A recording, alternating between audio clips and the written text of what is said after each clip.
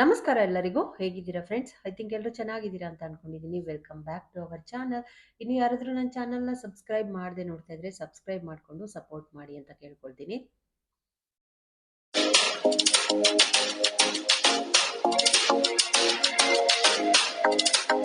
ತುಂಬಾ ಜನ ಕಮೆಂಟ್ ಮಾಡ್ತಾ ಇದ್ರಿ. ಸೊ ಯಾವ ತರ ರಾಯರ ಪೂಜೆನ ಮಾಡಬೇಕು, ರಾಯರನ್ನ ಹೇಗೆ ಹೊಲಿಸ್ಕೊಳ್ಬೇಕು, ಸೊ ಮೊದಲಿಗೆ ಎಷ್ಟು ದೀಪ ಹಚ್ಚಬೇಕು, ಎಷ್ಟು ಆರಾಧನೆ ಮಾಡಬೇಕು, ಯಾವ ತರ ಹೂವು ಹಾಕಬೇಕು ಅಂತ ಒಂದಷ್ಟು ಜನಕ್ಕೆ ಕನ್ಫ್ಯೂಷನ್ಸ್ ಇದೆ. ಮತ್ತೆ ರಾಯರ ಅಕ್ಷತೆನ ಮನೇಲೇ ಮಾಡ್ಕೊಳ್ತೀರಾ ನೀವು ಅಂತ ಒಂದಷ್ಟು ಕ್ವಶನ್ಸ್ನ ಪ್ರತಿದಿನ ಕೇಳ್ತಾನೆ ಇರ್ತೀರಾ. ಸೊ ಹಾಗೇನೆ ಒಂದೊಂದು ಇಂಪಾರ್ಟೆಂಟ್ ಆಗಿರೋ ಒಂದಷ್ಟು ಮೆಸೇಜಸ್ ಕಳಿಸಿದ್ದಾರೆ. ಅದ್ರ ಬಗ್ಗೆನೂ ಮಾತಾಡೋಣ ಅಂತ. ಸೊ ಇವತ್ತು ಒಂದು ವಿಶೇಷವಾಗಿ ಪೂಜೆ ಎಲ್ಲ ಮಾಡಿದ್ದಾಯ್ತು. ಈಗಷ್ಟೇ ಪೂಜೆ ಎಲ್ಲ ಮುಗಿಸಿ ಕುತ್ಕೊಂಡಿದ್ದೀನಿ. ಖುಷಿ ಆಯ್ತು. ರಾಯರ ಪೂಜೆ ಮಾಡಿದ್ದಾಯ್ತು. ಹಾಗೇನೆ ಇವತ್ತು ಹನುಮ ಜಯಂತಿನೂ ಇದೆ, ಹುಣ್ಣಿಮೆನೂ ಇದೆ, ರಾಯರ ಪೂಜೆನೂ ಇದೆ ಗುರುವಾರ. ಸೊ ಹಾಗಾಗಿ ಸಿಕ್ಕಾಪಟ್ಟೆ ಖುಷಿ ಆಯ್ತು. ಬೆಳಿಗ್ಗೆನೆ ಎಲ್ಲ ಕೆಲಸ ಮುಗಿಸಿ ಪೂಜೆ ಎಲ್ಲ ಮಾಡಿದ್ದಾಯ್ತು. ನೀವು ಯಾವ ಥರ ರಾಯರ ಪೂಜೆ ಮಾಡ್ತೀರಾ ಅಂತ ತುಂಬ ಜನ ಕೇಳ್ತಾನೆ ಇರ್ತೀರಾ. ಸೊ ಹಾಗಾಗಿ ನಾನು ಮನೆಯಲ್ಲಿ ಸಿಂಪಲ್ ಆಗಿ ನಾನು ಯಾವ ಥರ ಮಾಡ್ತೀನಿ, ಪ್ರತಿ ಗುರುವಾರ ನಾನು ಹೇಗೆ ಮಾಡ್ತೀನಿ ಅಂದರೆ, ಇಡೀ ಮನೆಯೆಲ್ಲ ಬೆಳಿಗ್ಗೆನೆ ಕ್ಲೀನ್ ಮಾಡ್ಕೊಂಬರ್ತೀನಿ. ತಲೆ ಸ್ನಾನ ಮಾಡಿದ್ದಾದ್ಮೇಲೆ ದೇವ್ರ ಮನೆನ ಕ್ಲೀನ್ ಮಾಡ್ಕೊಳ್ತೀನಿ.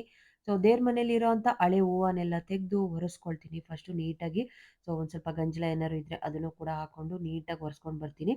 ಒರೆಸಿದ್ದಾದ್ಮೇಲೆ ಪ್ರತಿ ವಾರ ವಿಗ್ರಹನ ತೊಳಿತೀರಾ ಅಂತ ಕೇಳ್ತಾ ಇರ್ತೀರಾ. ಹೌದು, ಖಂಡಿತವಾಗ್ಲೂ ಪ್ರತಿ ವಾರ ವಿಗ್ರಹ ಮತ್ತು ದೀಪ ಎರಡನ್ನೂ ನೀಟಾಗಿ ತೊಳ್ಕೊಳ್ತೀನಿ. ಸೊ ಸಿಂಕಲ್ಲೆಲ್ಲ ತೊಳೆಯಲ್ಲ. ರಾಯರ ವಿಗ್ರಹನ ಒಂದು ಬಟ್ಲು ಇಟ್ಕೊಂಡು ಅದರಲ್ಲಿ ನೀರು ತೊಗೊಂಡು ತೊಳೆದು ಹೂವಿನ ಗಿಡಕ್ಕೆ ಹಾಕ್ಕೊಳ್ತೀನಿ. ಸೊ ಎಲ್ಲ ತೊಳೆದಿದ್ದಾದ್ಮೇಲೆ ಒರೆಸ್ಕೊಂಡು ನೀಟಾಗಿ ಅದಕ್ಕೆ ರಾಯರಿಗೆ ಯಾವಾಗ್ಲೂ ಅಷ್ಟೇ ಗಂಧವನ್ನು ಮಾತ್ರ ಇಡಬೇಕು. ನಮ್ಮ ಉಂಗುರದ ಬೆರಳಲ್ಲಿ ಗಂಧವನ್ನು ಮಾತ್ರ ಇಟ್ಟು ಅಲಂಕಾರ ಮಾಡ್ಕೊಳ್ತೀನಿ. ರಾಯರಿಗೆ ಅಂತಲೇ ಒಂದು ಪೀಠನ ತರಿಸ್ಕೊಂಡಿದ್ದೀನಿ. ಅದನ್ನು ಸಪ್ರೇಟಾಗಿ ಇಟ್ಟು, ತುಂಬ ಜನ ದೇವ್ರ ಮನೇಲಿ ರಾಯರ ಎಲ್ಲ ದೇವ್ರಗಳ ಜೊತೆನೂ ಇಟ್ಕೊಳ್ಬೋದಾ ಅಂತ ಕೇಳ್ತಾ ಇರ್ತೀರಾ. ಇಟ್ಟು ಪೂಜೆ ಮಾಡ್ಬೋದು. ನಾನಾದರೆ ಸ್ವಲ್ಪ ಸಪ್ರೇಟಾಗಿ ರಾಯರಿಗೆ ಬೇರೆ ಸಪ್ರೇಟಾಗಿ ಇಟ್ಟು ಪೂಜೆನ ಮಾಡ್ಕೊಳ್ತೀನಿ. ಅದು ನಿಮಗೆ ಬಿಟ್ಟಿದ್ದು. ಆಮೇಲೆ ತುಂಬ ಜನ ದೇವ್ರ ಮನೇಲಿ ರಾಯರ ಫೋಟೋನ ಇಡ್ಬೋದಾ ಅಂತ ಕೇಳ್ತೀರಾ. ಇಡ್ಬೋದು ಖಂಡಿತವಾಗ್ಲೂ. ನಾನು ಹಾಲಲ್ಲಿ ಇಟ್ಟಿದ್ದೀನಿ. ದೊಡ್ಡ ಫೋಟೋ ಆಗಿರೋದ್ರಿಂದ ದೇವ್ರ ಮನೇಲಿ ಇಡಕ್ಕೆ ಜಾಗ ಇಲ್ಲ ಅಂತ ಹಾಲಲ್ಲೇ ಹಾಕ್ಕೊಂಡಿದ್ದೀನಿ. ಸೊ ಇನ್ನು ದೀಪದ ಬಗ್ಗೆ ಕೇಳಿದ್ರೆ ತುಂಬ ಜನ ಎಷ್ಟು ದೀಪ ಹಚ್ತೀರಾ ಅಂತ. ನಾನು ಮಾಮೂಲಿ ದೀಪ ಹಚ್ಚೋದು, ದೇವ್ರಿಗೆ ಹಚ್ಚೋದನ್ನ 2 ದೀಪ ಹಚ್ತೀನಿ ಬೆಳ್ಳಿದು. ರಾಯರಿಗೆ ಅಂತಲೇ ಸಪ್ರೇಟಾಗಿ ತೆಂಗಿನಕಾಯಿ ಎಣ್ಣೆದು ದೀಪ ಹಚ್ತೀನಿ. ಒಂದು ಮಣ್ಣಿನ ದೀಪನ ಸಪ್ರೇಟಾಗಿ ಇಟ್ಕೊಂಡಿದ್ದೀನಿ. 2 ಬತ್ತಿ ಹಾಕಿ ಒಂದು ಸ್ವಲ್ಪ ಅಕ್ಷತೆನ ಇಟ್ಕೊಂಡು ಸಂಕಲ್ಪ ಮಾಡಿ, ನೀವು ಏನಕ್ಕೋಸ್ಕರ ಪೂಜೆ ಮಾಡ್ತಿದ್ದೀರಾ ಅಂತ ರಾಯರಿಗೆ ಅಂತಲೇ ಒಂದು ಸಪ್ರೇಟಾಗಿ ಮಣ್ಣಿನ ದೀಪನ ತರಿಸ್ಕೊಂಡಿದ್ದೀನಿ. ಸೊ ಹಾಗಾಗಿ ಆ ದೀಪಕ್ಕೆ ಇಟ್ಟು ನಾನು ಗಂಧ ಮತ್ತು ಇದನ್ನೆಲ್ಲ ಇಟ್ಟು ಅಕ್ಷತೆನ ಹಾಕ್ತೀನಿ. ಆ ಅಕ್ಷತೆ ಏನು ಮಾಡಬೇಕು ಅಂತಲೂ ಕೇಳ್ತಿರ್ತೀರಾ. ಅಕ್ಷತೆನ ಹುರಿದಿದ್ದಾದ್ಮೇಲೆ ನೆಕ್ಸ್ಟ್ ಡೇ ಅದನ್ನು ತೆಗೆದು ತುಳಸಿ ಗಿಡಕ್ಕೆ ಹಾಕ್ಕೊಳ್ತೀನಿ. ಸೊ ಈ ಕೊಬ್ಬರಿ ಎಣ್ಣೆ ದೀಪ ಹಚ್ಚೋದ್ರಿಂದ ತುಂಬಾ ಒಳ್ಳೆಯದಾಗುತ್ತೆ. ರಾಯರಿಗೆ ಕಾಮಧೇನು ಕಲ್ಪವೃಕ್ಷ ಅಂತಲೂ ಕರೀತಾರೆ. ಆ್ಯಕ್ಚುಲಿ ನನಗೆ ಪರ್ಸ್ನಲಿ ನಾನು ಆ ಕೊಬ್ಬರಿ ಎಣ್ಣೆ ದೀಪ ಹಚ್ಚಿ ಸಂಕಲ್ಪ ಮಾಡಿ ಹಚ್ಚೋಕ್ಕೆ ಶುರು ಮಾಡಿದಾಗ್ಲಿಂದ ನನಗೆ ತುಂಬಾ ಒಳ್ಳೆಯದಾಗಿದೆ. ಆಮೇಲೆ ಇದು ಈ ದೀಪ ಹಚ್ಚಿದಾಗ ನಾವು ಮಾಮೂಲಿ ಹಚ್ಚುತ್ತೀವಲ್ವ, ಅದು ಈ ಕಡೆ ಇರಬೇಕು. ಈ ಕೊಬ್ಬರಿ ಎಣ್ಣೆ ದೀಪ ರಾಯರ ಕಡೆ ಮುಖ ಮಾಡಿ ಉರಿಬೇಕು. ಅವರಿಗೆ ಹಚ್ತಾ ಇರೋದಲ್ವಾ, ಸೊ ಹಾಗಾಗಿ ಆ ಕಡೆ ದೀಪ ಮುಖ ಮಾಡಿ ಹಚ್ಚಿಟ್ಟು ಸಂಕಲ್ಪ ಮಾಡಿ ಪೂಜೆ ಮಾಡ್ಕೊಳ್ತೀನಿ. ನೆಕ್ಸ್ಟು ತುಪ್ಪದ ಆರತಿನ ಮಾಡೋದನ್ನ ಮರೆಯೋದಿಲ್ಲ. ಸೊ 2 ಬತ್ತಿ, 4 ಬತ್ತಿ ಎಷ್ಟು ಸಾಧ್ಯನೋ ಅಷ್ಟು ಬತ್ತಿನ ಹಾಕಿ ತುಪ್ಪದ ಆರತಿನ ಮಾಡ್ಕೊಳ್ತೀನಿ. ಸಾಧ್ಯವಾದರೆ ನೈವೇದ್ಯ ಮಾಡ್ಕೊಳ್ತೀನಿ. ಏನೂ ನೈವೇದ್ಯ ಮಾಡೋಕ್ಕಾಗಿಲ್ಲ ಅಂದ್ರೂ ಡ್ರೈ ಫ್ರೂಟ್ಸ್ ಇರುತ್ತೆ, ಇಲ್ಲಾಂದರೆ ಹಾಲಿರುತ್ತೆ, ಕಾಯಿಸಿಟ್ಟು ದೇವ್ರ ಮುಂದೆ ರಾಯರ ಮುಂದೆ ಇಟ್ಟು ಪೂಜೆ ಮಾಡ್ಕೊಳ್ತೀನಿ. ಪ್ರತಿ ಗುರುವಾರ ಇದು ಪೂಜೆ ಆಗಿರುತ್ತೆ ನಮ್ಮ ಮನೇಲಿ. ಓಕೆ, ಇದು ನನ್ನ ರಾಯರ ಪೂಜೆ ವಿಧಾನ. ಆ್ಯಕ್ಚುಲಿ ರಾಯರಿಗೆ ಆಡಂಬರದ ಪೂಜೆಗಿನ್ನ ಮಡಿಯಿಂದ ಪೂಜೆ ಮಾಡಬೇಕು. ಒಂದಾದ್ರೂ ತುಳಸಿ ದಳನ ಇಡಬೇಕು. ಹಾಗೆಯೇ ರಾಯರ ಅಕ್ಷತೆನ ಮಾಡೋದ್ರ ಬಗ್ಗೆ ನಾನು ಲಾಸ್ಟ್ ವಿಡಿಯೋ ಕೂಡ ಮಾಡಿದ್ದೀನಿ. ಮನೆಯಲ್ಲೇ ಮಾಡ್ಕೊಳ್ಬೋದು. ಮನೆಯಲ್ಲಿ ಅಕ್ಕಿ ತಗೊಳ್ಳಿ, ಅದಕ್ಕೆ 1 ಚಿಟಿಕೆಯಷ್ಟು ಅರಿಶಿನ ಪುಡಿ ಹಾಕೊಳ್ಳಿ. ಆಮೇಲೆ ಗಂಧದ ಪುಡಿ ಅಂತ ಸಿಗುತ್ತಲ್ವಾ, ಶ್ರೀಗಂಧದ ಪುಡಿ, ಅದು ಒಂಚೂರು ಹಾಕೊಳ್ಳಿ. ಹಾಗೆಯೇ ತುಪ್ಪ ಹಾಕೊಳ್ಳಿ. ಒಂದು ಸ್ವಲ್ಪ ಜಾಸ್ತಿ ತುಪ್ಪ ಹಾಕೋದು ಬೇಡ. ಒಂದು ಕವರಿಗೆ ಹಾಕಿ ಚೆನ್ನಾಗಿ ಮಿಕ್ಸ್ ಮಾಡಿಕೊಂಡು, ನಿಮ್ಮ ಹತ್ರ ಏನಾದರೂ ಮಠದಿಂದ ಮಂತ್ರಾಲಯದಿಂದ ಅಕ್ಷತೆ ಎಲ್ಲ ತೊಗೊಂಬಂದಿರ್ತೀರಲ್ಲ, ಅದನ್ನು ಇದಕ್ಕೆ ಮಿಕ್ಸ್ ಮಾಡ್ಕೊಳ್ಳಿ. ಸೊ ಆವಾಗ ಇದು ಶ್ರೇಷ್ಠವಾದದ್ದು. ಈಗ ನಾವು ಮಂತ್ರಾಲಯದಿಂದ ಇಷ್ಟಿಷ್ಟು ಅಕ್ಷತೆ ಎಲ್ಲ ತರೋದಕ್ಕಾಗಲ್ಲ. ಆ ಮಂತ್ರಾಕ್ಷತೆ ಜೊತೆಗೆ ಈ ಮಂತ್ರಾಕ್ಷತೆನ ಮಿಕ್ಸ್ ಮಾಡಿಕೊಂಡ್ರೆ ನೀವು, ಅದು ಕೂಡ ಶ್ರೇಷ್ಠವಾಗಿರೋವಂಥದ್ದು. ನಾವು ಮಂತ್ರಾಲಯದಿಂದ ತಂದಷ್ಟೇ ಪವಿತ್ರವಾಗಿರೋವಂಥದ್ದು. ಅದನ್ನು ಒಂದು ಡಬ್ಬಿನಲ್ಲಿ ಒಂದು ಯಾವುದ್ರಲ್ಲಾದ್ರು ಹಾಕಿಟ್ಕೊಂಡು ಸಂಕಲ್ಪ ಮಾಡ್ಕೊಳ್ಳಿ. ನಿಮಗೆ ಭಯ ಅನ್ನಿಸ್ದಾಗ, ನಿಮ್ಗೆ ಏನಾದರೂ ಒಂದು ಒಳ್ಳೆ ಕೆಲ್ಸಕ್ಕೆ ಹೋಗ್ತಿದ್ದೀನಿ ಅಂದಾಗ ಆ ಮಂತ್ರಾಕ್ಷತೆನ ಜೋಬಲ್ಲಿ ಇಟ್ಕೊಳ್ಬೋದು, ಪರ್ಸಲ್ಲಿ ಇಟ್ಕೊಳ್ಬೋದು, ತಲೆ ಮೇಲೆ ಇಟ್ಕೊಳ್ಬೋದು. ಸೊ ಇಟ್ಕೊಂಡು ಹೋದ್ರೆ ತುಂಬಾನೇ ಒಳ್ಳೇದು. ಸೊ ಹಾಗಾಗಿ ಇದನ್ನ ಮಾಡ್ಕೊಳ್ಳಿ ಮಂತ್ರಾಕ್ಷತೆನ. ಸೊ ಯಾವ ತರ ಪೂಜೆ ಮಾಡಿದ್ರೆ ನಾವು ಬೇಗ ರಾಯರ್ನ ಒಲಿಸ್ಕೊಳ್ಬೋದು ಅಂತ ನಾನು ಲಾಸ್ಟ್ ವಿಡಿಯೋದಲ್ಲೂ ತುಂಬಾ ಸತಿ ನಾನು ವಿಡಿಯೋ ಮಾಡಿದಾಗೆಲ್ಲ ಹೇಳ್ತಾನೆ ಇರ್ತೀನಿ. ಆಡಂಬರದ ಪೂಜೆಗಿನ್ನ ಸೊ ಅದ್ಭುತವಾಗಿ ಭಕ್ತಿಯಿಂದ ಮನ್ಸಾರೆ ಪೂಜೆ ಮಾಡಿ ಮನಸಲ್ಲೇ ಬೇಡ್ಕೊಳ್ಳಿ. ಕೆಲವೊಬ್ಬೊಬ್ರು ಕೇಳ್ತಾ ಇರ್ತಾರೆ, ಇವಾಗ ಪೂಜೆ ಮಾಡ್ತೀವಿ, ನಾವು ಪೂಜೆ ಮಾಡಿಬಿಟ್ಟು ಇವತ್ತು ಬೆಳಿಗ್ಗೆ ಎಲ್ಲ ಪೂಜೆ ಮಾಡಿ ಸಾಯಂಕಾಲ ಹೋಗಿ ನಾನ್ ವೆಜ್ ಎಲ್ಲ ತಿನ್ನೋದು, ಆ ಥರದ್ದೆಲ್ಲ ಮಾಡಬಾರ್ದು.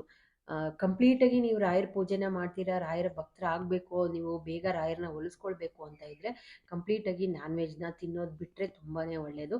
ಸೊ ಹಾಗಾಗಿ ರಾಯರ ಮಂತ್ರಾಲಯಕ್ಕೆ ಹೋಗ್ತಿದ್ದೀವಿ, ರಾಯರ ಫೋಟೋ ನಿಮ್ಮ ಮನೇಲಿದೆ, ರಾಯರು ಭಕ್ತರು ನೀವು ಆಗ್ತಿದ್ದೀರಾ ಅಂದಾಗ ಆದಷ್ಟು ಗುರುವಾರ ನಾನ್ ವೆಜ್ ತಿನ್ನೋದನ್ನ ಬಿಟ್ಬಿಡಿ. ಸೊ ನನಗೆ ಒಂದು 2-3 ಜನ ನಂಗೆ ಮೆಸೇಜ್ ಮಾಡಿದರು. ಅದರಲ್ಲಿ ನನಗೆ ತುಂಬ ಒಂದು 6 ಡೇಸ್ ಬ್ಯಾಕು, 6 ದಿನಗಳ ಹಿಂದೆ ನಾಗರತ್ನ SB ಮಲ್ಲಪ್ಪ ಅನ್ನೋರು ಒಂದು ಮೆಸೇಜ್ ಕಳಿಸಿದ್ರು. ನಿಜವಾಗ್ಲೂ ಅವ್ರನ್ನ ಕೇಳಿ ಅವ್ರು ಕಳಿಸಿರೋ ಮೆಸೇಜ್ನ ಒಂದು ಇಷ್ಟುದ್ದ ಇದೆ ಮೆಸೇಜ್, ಕಾಣಿಸ್ತಾ ಇದೆಯಾ? ಆ ಮೆಸೇಜ್ ಓದಿ ನಿಜವಾಗ್ಲೂ ನನಗೂ ಸಖತ್ ಖುಷಿ ಆಯಿತು. ಏನಪ್ಪ ಅಂದರೆ, ನಾನು ಪೂಜೆ ರಾಯರನ್ನ ಸಂಕಲ್ಪ ಮಾಡಿ ಪೂಜೆ, ಈ ತೆಂಗಿನಕಾಯಿ ಸಂಕಲ್ಪ ಮಾಡೋದ್ರ ಬಗ್ಗೆ ಒಂದು ಪೂಜೆ ಮಾಡಿದ್ದೆ. ಸೊ ಅದ್ರ ಬಗ್ಗೆ ಒಂದಷ್ಟು ಲಾಗ್ನ ಮಾಡಿದ್ದೆ. ಅವರು ಕೂಡ ತೆಂಗಿನಕಾಯಿ ಸಂಕಲ್ಪ ಮಾಡಿ ಪೂಜೆ ಮಾಡಿದ್ರಂತೆ. ಆಮೇಲೆ ಅವ್ರು ಸ್ಟಾರ್ಟ್ ಮಾಡಿ 3 ವಾರ ಕಂಪ್ಲೀಟ್ ಆಯಿತು. ನಾನು 3 ವಾರ ಮಾಡಿದೆ ಮೇಡಮ್. ಅದರಲ್ಲಿ ನನಗೆ 3 ಮೆಂಬರು, ಅಂದರೆ 3 ಜನ ಮೆಂಬರ್ಸು ಅವ್ರಿಗೆ ದುಡ್ಡು ಕೊಡಬೇಕಾಗಿತ್ತು. ಪೂಜೆ ಮಾಡಿ ಒಂದು ಸ್ವಲ್ಪ ಹೊತ್ತಿಗೆನೆ ಆಮೇಲೆ ಅವರು ಕೇಳಿದ್ರಂತೆ, ಆ ದುಡ್ಡನ್ನ ಎಷ್ಟೊಂದು ಸತಿ ಹೋಗಿ ಕೇಳಿದಾಗ್ಲೂ ಕೊಟ್ಟಿರ್ಲಿಲ್ವಂತೆ. ಅವ್ರಿಗೆ ಫೋನ್ನಲ್ಲಿ ಕೇಳಿದ್ರೆ, ಏನು ಮಾಡ್ಕೊಳ್ತೀಯ ಮಾಡ್ಕೊ ಹೋಗು, ನಾವು ಕೊಡೋದಿಲ್ಲ ಅಂತ ಜೋರು ಮಾಡಿದ್ರಂತೆ. ಸೊ ಹಾಗಾಗಿ ರಾಯರಿಗೆ ಸಂಕಲ್ಪ ಮಾಡಿ ಈ ಥರ ನನ್ನ ದುಡ್ಡು ವಾಪಸ್ ಬಂದರೆ ನಾನು ತೆಂಗಿನಕಾಯಿ ಸಂಕಲ್ಪ ಮಾಡಿ ಆ ಚೀಟಿನಲ್ಲಿ ಬರೆದಿಟ್ಟು ಎಲ್ಲ ಪೂಜೆ ಮಾಡಿದ್ದಾರೆ ಪಾಪ. ಸೊ ಮಾಡಿದ್ದು ಆದಮೇಲೆ ಅವರು ಅದನ್ನು ನೀಟಾಗಿ, ಎಷ್ಟು ನೀಟಾಗಿ ಕನ್ನಡದಲ್ಲಿ ನನಗೆ ಮೆಸೇಜ್ ಕಳಿಸಿದ್ದಾರೆ ಗೊತ್ತಾ, ನಿಜವಾಗ್ಲೂ ಸಖತ್ ಖುಷಿ ಆಯಿತು. ಅಂದರು, ಅವರೇ ಫೋನ್ ಮಾಡಿ ನನಗೆ 75,000 ಕೊಟ್ಟರು ಒಬ್ಬರು. ಆಮೇಲೆ ಇನ್ನೊಬ್ಬರು ಫೋನ್ ಮಾಡಿ 80,000 ರೆಡಿ ಇದೆ ತಗೊಂಡೋಗಿ ಅಂತ ಫೋನ್ ಮಾಡಿದ್ರಂತೆ. ನಿಜವಾಗ್ಲೂ ಇದ್ರ ಬಗ್ಗೆ ನನಗೆ ಹೇಳೋಕ್ಕೆ ಪದಗಳೇ ಸಾಕಾಗ್ತಾ ಇಲ್ಲ. ರಾಯರು ಇದ್ದಾರೆ. ತೆಂಗಿನಕಾಯಿ ಸಂಕಲ್ಪ ಇದೆಯಲ್ಲ, ಅದೊಂಥರ ಮಿರಾಕಲ್ ಅಂತ ನನಗೆ ಮೆಸೇಜ್ ಕಳಿಸಿದ್ದಾರೆ. Thank you so much. ನಿಮಗೆ ಇದೇ ಥರ ಒಳ್ಳೇದಾಗ್ತಾ ಇರಲಿ. ರಾಯರನ್ನ ನಂಬಿದವ್ರನ್ನ ಯಾವತ್ತೂ ಭಗವಂತ ಕೈ ಬಿಟ್ಟಿಲ್ಲ, ಕೈ ಬಿಡೋದು ಇಲ್ಲ. ಭಕ್ತಿಯಿಂದ ನಂಬಬೇಕು. ನಾವಿವಾಗ ನೋಡ್ಬೋದು, ಆಡಂಬರವಾಗಿ ಒಂದಷ್ಟು ಹೂವು ಹಾಕಬೇಕು, ರಾಯರ ಫೋಟೋಗೆ ಒಂದಷ್ಟು ಆರತಿ ಮಾಡಬೇಕು, ಅದೆಲ್ಲ ಏನಿಲ್ಲ. ರಾಯರಿಗೆ ಭಕ್ತಿ, ಶ್ರದ್ಧೆ, ನಂಬಿಕೆಯಿಂದ ಪೂಜೆ ಮಾಡಿ ಬೇರೆಯವ್ರಿಗೆ ಮೋಸ ಮಾಡೋದು. ಇವಾಗ ಕೆಲವರೆಲ್ಲ ಪೂಜೆ ಮಾಡೋದನ್ನ ನಾನು ನೋಡ್ತಾ ಇರ್ತೀನಿ. ತುಂಬ ಜನ ಇರೋರು ಮಾಡ್ಕೊಳ್ಳಿ, ಅದು ಅವರಿಷ್ಟ, ಅದು ಅವ್ರಿಗೆ ಬಿಟ್ಟಿದ್ದು, ಅವರ ಇದಕ್ಕೆ ಬಿಟ್ಟಿದ್ದು. ಸೊ ನಿಮಗೆ ಅವ್ರ ಥರ ಮಾಡೋಕ್ಕಾಗ್ತಾ ಇಲ್ಲ ಅಂತ ನೊಂದ್ಕೊಳ್ಬೇಡಿ. ನಾವು ನಮ್ಮ ಥರ ಬದುಕಬೇಕು, ನಾವು ನಮ್ಮ ಆಗಿರಬೇಕು. ನಾನು ಎಸ್ಪೆಷಲಿ ಯಾವಾಗ್ಲೂ ಹೇಳ್ತಾ ಇರ್ತೀನಿ, ನಾವು ನಮ್ಮ ಥರ ಬದುಕಬೇಕು, ಬೇರೆಯವ್ರ ಥರ ಅಲ್ಲ.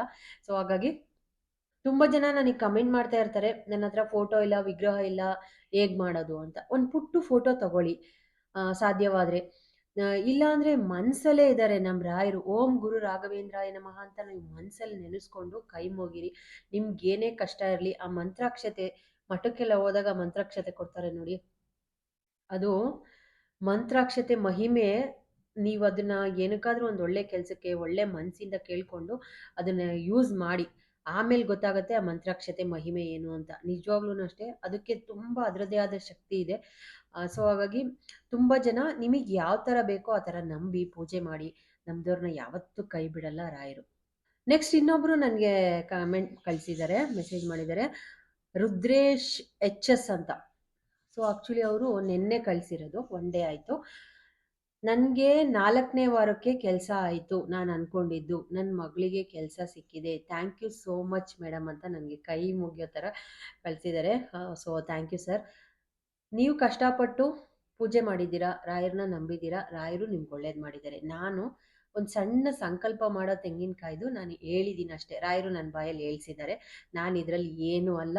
ನೀವು ರಾಯರಿಗೆ ಮಾಡಿರೋ ಪೂಜೆ ಫಲಿಸಿದೆ, ಹಂಗಾಗಿ ನಿಮ್ಮ ಮಗಳಿಗೆ ಕೆಲಸ ಸಿಕ್ಕಿದೆ, ಒಳ್ಳೇದಾಗಲಿ. ಸೊ ಇನ್ನೊಬ್ರು ನನಗೆ ಕಳಿಸಿದರೆ ನೀವು ನಮ್ಮ ಪಾಲಿಗೆ ದೇವರಾದ್ರಿ ಅಂತ. ದೇವ್ರ ಹಣೆ ಇಲ್ಲ ಆ ಥರ ಎಲ್ಲ ನನಗೆ. ಸೊ ಅಷ್ಟೊಂದು ಇದನ್ನ ಕೊಡೋದಕ್ಕೆ ಹೋಗ್ಬೇಡಿ, ನಾನು ಅದನ್ನು ತಗೊಳ್ಳೋದಕ್ಕೂ ರೆಡಿ ಇಲ್ಲ. ನೀವೇನೇ ಕೊಟ್ಟರು ರಾಯರಿಗೆ, ರಾಯರಿದ್ದಾರೆ. ನಾನು ಪ್ರತಿ ಒಂದು ಸತಿ ಹೇಳೋದನ್ನು ರಾಯರಿದ್ದಾರೆ, ರಾಯರಿದ್ದಾರೆ, ರಾಯರಿದ್ದಾರೆ. ಅವ್ರನ್ನ ನಮ್ದವ್ರನ್ನ ಯಾವತ್ತೂ ಕೈ ಬಿಡೋದಿಲ್ಲ. ನೀವೇನೇ ಕೊಡಬೇಕು, ನೀವೇನೇ ಹೊಗಳಬೇಕು, ನೀವೇನೇ ಇದು ಮಾಡಬೇಕು ಅಂದ್ರೂ ರಾಯರಿಗೆ ಭಗವಂತ ನೀನು ಇದೆಯಾ, ನೀನೇ ನಮಗೆಲ್ಲ ಅಂತ ಕೇಳ್ಕೊಳ್ಳಿ. ಅದನ್ನು ಬಿಟ್ಟು ನೀವು ನನಗೆ ಯಾವುದೇ ರೀತಿಯ ಹೊಗಳಿಕೆ ಮಾತುಗಳು ನನಗೆ ಬೇಡ ದಯವಿಟ್ಟು. ನನ್ನ ಮುಖಾಂತರ ನಿಮ್ಗೆ ಹೇಳ್ಸಿರ್ಬೋದೇನೋ ಅಷ್ಟೇ ಆ ತೆಂಗಿನಕಾಯಿ ಸಂಕಲ್ಪದ ಪೂಜೆನ. ಸೊ ಹಾಗಾಗಿ ಅದು ಮಾಡಿರೋದ್ರಿಂದ ನಿಮ್ಗೆ ಒಳ್ಳೇದಾಗಿದ್ರೆ ಅಷ್ಟೇ ಸಾಕು. ಒಂದು ಥ್ಯಾಂಕ್ ಯು ಅಂತ ಕಳಿಸಿದ್ದೀರಲ್ಲ, ನಂಗೆ ಅಷ್ಟೇ ಸಾಕು, ಅದಕ್ಕಿಂತ ಬೇರೆ ಏನೂ ಬೇಡ. So thank you so much. ಒಳ್ಳೇದ. ನೆಕ್ಸ್ಟು ಲಾಸ್ಟ್ ಟೈಮ್ ಒಬ್ಬರು ನನಗೆ ಕಳಿಸಿದ್ರು, ಅವರು ಮಗು ಆಗಿರಲಿಲ್ಲಂತೆ, ತುಂಬ ದಿನದಿಂದ ಅಂದ್ಕೊಳ್ತಾ ಇದ್ವಿ. ಸೊ ನಾನು ತುಂಬ ಕಮೆಂಟ್ಸ್ ಬರುತ್ತೆ, ಅದರಲ್ಲಿ ತುಂಬ ನನಗೆ ಅಂದರೆ ಮನಸ್ಸಿಗೆ ಹತ್ರ ಆಗೋ ಥರ ಒಂದಷ್ಟು ಮೆಸೇಜ್ ಕಳಿಸ್ತಾರಲ್ಲ, ಅವ್ರದ್ದು ಓದ್ತಾ ಇರ್ತೀನಿ. ಆಮೇಲೆ ಸೊ ಈ ಲಾಸ್ಟ್ ಟೈಮಲ್ಲಿ ಮಾಡಿದಾಗ್ಲೂ ನನಗೆ ಕೆಲಸಕ್ಕೆ ಇಂಟ್ರ್ಯೂವ್ ಹೋಗಿದ್ದೆ, ನನಗೆ ಆಗಲಿಲ್ಲ ಅಂತಲೂ ಕಳಿಸಿದ್ರು. ಇವಾಗ ಒಂದು ದಿವಸ ಪೂಜೆ ಮಾಡಿ ಒಂದು ವಾರ, ನೆಕ್ಸ್ಟ್ ವಾರನೇ ನಮಗೆ ಕೆಲಸ ಆಗಲಿಲ್ಲ ಅಂತ ಅಂದ್ಕೊಳ್ಬಾರ್ದು, ಕಾಯಬೇಕು. ಪೇಷನ್ಸ್, ನಮಗೆ ಸಕ್ಸಸ್ ಸಿಗಬೇಕು ಅಂದರೆ ಪೇಷನ್ಸಿಂದ ಕಾಯಬೇಕು. ಪೇಷನ್ಸ್ ಇದ್ದವರಿಗೆ ಮಾತ್ರ ಭಗವಂತ ಖಂಡಿತವಾಗ್ಲೂ ಒಲಿತಾರೆ. ಸೊ ಅವರು ನನಗೆ ಒಬ್ಬರು ಕಳಿಸಿದ್ರು, ಮಗು ಆಗಲಿ ಕನ್ಸೀವ್ ಆಗಲಿ ಅಂತ ತುಂಬ ದಿನದಿಂದ ಪ್ರಯತ್ನ ಮಾಡ್ತಾ ಇದ್ರಂತೆ. ಸೊ ಹಾಗಾಗಿ ಅವ್ರಿಗೂ ಕೂಡ ಕಾಯಿದು ಸಂಕಲ್ಪ 5 ವೀಕ್ಸ್ ಕಂಪ್ಲೀಟ್ ಆಯಿತು. ಈಗ ನಾನು ಕನ್ಸೀವ್ ಆಗಿದ್ದೀನಿ ಅಂತ ಕಳಿಸಿದ್ರು. ನಿಜವಾಗ್ಲೂ ಥ್ಯಾಂಕ್ ಯು ಸೋ ಮಚ್. ನಿಮಗೆ ನೀವು ಯಾವ ಮಗು ಬೇಕು ಅಂದ್ಕೊಂಡಿದ್ದೀರೋ ಅದೇ ಆಗಲಿ, ರಾಯರ ಕರುಣೆ ಇರಲಿ. ರಾಯರು ಆರೋಗ್ಯವಂತವಾಗಿರೋ ಮಗು ನಿಮಗೆ ಕೊಡಲಿ ಅಂತ ಕೇಳ್ಕೊಳ್ತೀನಿ. ಸೊ ಅವ್ರ ಐ ಡಿ ಮರ್ತೋದೆ. ಸೊ ಈ ಥರ ಒಂದಷ್ಟು ಮೆಸೇಜಸ್ ಬರ್ತಾ ಇರುತ್ತೆ. ನಮಗೆ ಕೆಲಸ ಆಯಿತು, ನಾವು ಅಂದ್ಕೊಂಡಿದ್ದಾಯಿತು, ಸೊ ನಾವು ಏನೋ ದುಡ್ಡು ಕೊಟ್ಟಿದ್ವಿ, ಅದನ್ನ ಚೀಟಿನಲ್ಲಿ ಬರೆದಿಟ್ಟಿದ್ವಿ, ಅದು ನಮಗೆ ಬಂದು ಕೊಟ್ಟರು, ನೀವು ಹೇಳಿದ ಪೂಜೆಯಿಂದ ನಮ್ಗೆ ಇದಾಯಿತು ಅಂತ ಅಟ್ಲೀಸ್ಟ್ ಮೆಸೇಜ್ ಕಳಿಸ್ತಾರಲ್ವಾ, ಅದಕ್ಕಿಂತ ನನಗಿನ್ನೇನೂ ಬೇಡ friends. Thank you so much ಅಂತ ಹೇಳೋದಕ್ಕೆ ಇಷ್ಟಪಡ್ತೀನಿ. ಇಲ್ಲಿಂದನೇ bottom of my heart thank you. ನಿಮ್ಮೆಲ್ಲರಿಗೂ ಆ ಭಗವಂತ ರಾಯರು ಒಳ್ಳೇದು ಮಾಡಲಿ ಅಂತ. ಸೊ ಇಷ್ಟು. ತುಂಬ ಜನ ನನಗೆ ಕೇಳ್ತಾನೆ ಇದ್ರಿ, ಯಾವ ಥರ ಪೂಜೆ ಮಾಡೋದು, ಪೂಜೆ ಬಗ್ಗೆ ಹೇಳಿ ಹೇಳಿ ಹೇಳಿ ಅಂತ. ಸೊ ಹಾಗಾಗಿ ನಾನು ಆಮೇಲೆ ಬೇಗ ರಾಯರನ್ನ ನೀವು ಸಂಕಲ್ಪ ಮಾಡಿ ಒಲಿಸ್ಕೊಳ್ಬೇಕು ಅಂತ ಇದ್ದರೆ ಇದನ್ನು ಮಾಡಿ. ತೆಂಗಿನಕಾಯ್ದು ಮಾಡ್ಬೋದು, ಹಾಗೆಯೇ ಆ ಚೀಟಿ ಬರೆದಿಟ್ಟು ಮಾಡಿದ್ನಲ್ಲ ಅದನ್ನು ಕೂಡ ಮಾಡ್ಬೋದು. ಹಾಗೆಯೇ ಪ್ರತಿ ವಾರ ನೀವು ಕೊಬ್ಬರಿ ಎಣ್ಣೆ ದೀಪ, ಒಂದು ಪುಟ್ಟ ದೀಪ ಸಾಕು, ತುಂಬ ಏನು ಹಚ್ಚೋದಲ್ಲ. ಕೊಬ್ಬರಿ ಎಣ್ಣೆ ತಗೊಳ್ಳಿ, ಪ್ಯೂರ್ ಆಗಿರೋ ಕೊಬ್ಬರಿ ಎಣ್ಣೆ ತಗೊಳ್ಳಿ, 2 ಬತ್ತಿ ಹಾಕಿ, ಒಂಚೂರು ಅಕ್ಷತೆ ಹಾಕಿ, ನೀವು ಏನು ಕೇಳ್ಕೊಳ್ತೀರೋ ಅದನ್ನು ಖಂಡಿತವಾಗ್ಲೂ ನೆರವೇರಿಸ್ತಾರೆ. ಭಕ್ತಿಯಿಂದ ಮಾಡಿ. ದಯವಿಟ್ಟು ಪೂಜೆ ಮಾಡಾದ್ಮೇಲೆ ಯಾವ ಕೆಟ್ಟ ಕೆಲಸಗಳನ್ನು ಮಾಡೋದಕ್ಕೆ ಹೋಗಬೇಡಿ. ಅಟ್ಲೀಸ್ಟ್ ಒಂದು ಗುರುವಾರದ ದಿನ ನೀವು ಮಾಡ್ತಾ ಇದ್ದೀರ ಅಂದಾಗ ತಿನ್ನೋದು ಸ್ವಲ್ಪ, ಆಮೇಲೆ ಕೆಟ್ಟ ನಿಂದನೆ, ಇದನ್ನೆಲ್ಲ ಮಾಡೋದನ್ನ ಬಿಟ್ಟು ರಾಯರ ಧ್ಯಾನ ಮಾಡಿ. ಸಾಧ್ಯವಾದರೆ ರಾಯರ ಬುಕ್ ಬರೀರಿ. ಒಳ್ಳೇದಾಗಲಿ ನಿಮ್ಗೆಲ್ಲರಿಗೂ. ಈ ಲಾಗ್ನ ಇಲ್ಲಿಗೆ ಎಂಡ್ ಮಾಡ್ತೀನಿ. ಮುಂದಿನದಾಗಲಿ ಮತ್ತೆ ಸಿಗ್ತೀನಿ. ನಮಸ್ಕಾರ. Love you all. Thank you so much friends. ರಾಯರಿದ್ದಾರೆ, ರಾಯರಿದ್ದಾರೆ, ನಂಬಿಕೆ ಇರಬೇಕಷ್ಟೇ. ರಾಯರಿದ್ದಾರೆ. ಪೂಜ್ಯಾಯ ರಾಘವೇಂದ್ರಾಯ ಸತ್ಯಧರ್ಮರತಾಯ ಚ ಭಜತಾಂ ಕಲ್ಪವೃಕ್ಷಾಯ ನಮತಾಂ ಕಾಮಧೇನವೇ. ಓಂ ಗುರು ರಾಘವೇಂದ್ರಾಯ ನಮಃ. ಓಂ ಗುರು ರಾಘವೇಂದ್ರ.